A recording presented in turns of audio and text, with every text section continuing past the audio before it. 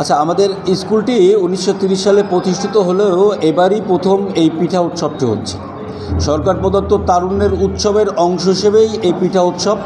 এই পিঠা উৎসবের মাধ্যমে আমরা আমাদের শিক্ষার্থীদের আমাদের ঐতিহ্যের এবং সংস্কৃতির আনন্দের মাধ্যমে তারা যেন আমাদের ঐতিহ্য এবং সংস্কৃতির মধ্যে পরিচিত হতে পারে, ঐতিহ্যকে সংস্কৃতিকে লালন করতে পারে, সেটা আমাদের মূল উদ্দেশ্য।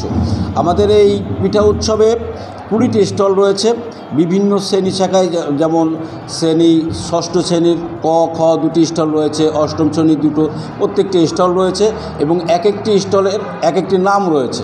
এই নামগুলো আমরা দিয়েছি, তারাও পছন্দ করেছে। পিঠা পারিজাত, পিঠার পসরা, মায়ের হাতের ছোঁয়া, এরকমভাবে বিভিন্ন পিঠা যে স্টল তারা দিয়েছে।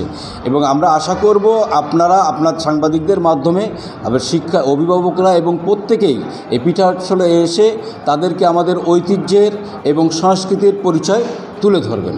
সকলকে ধন্যবাদ।